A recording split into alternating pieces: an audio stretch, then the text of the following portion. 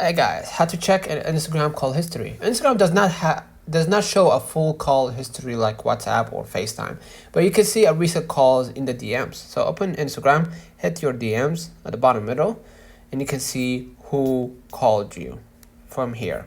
Okay, you can find a call icon next to the chat, or you called, or quote unquote you missed call from inside that chat. That's the only call history IG currently displays. Right? No official full call log exists. However, if you're using iPhone or Android, in some cases, I'm not sure, but check me on that. Go ahead and open up your call center. If someone called you from Instagram, you're gonna see them appearing from here. Okay, you're gonna see them in the call history. All right, like a normal contact would do. Okay, so you can see my call history.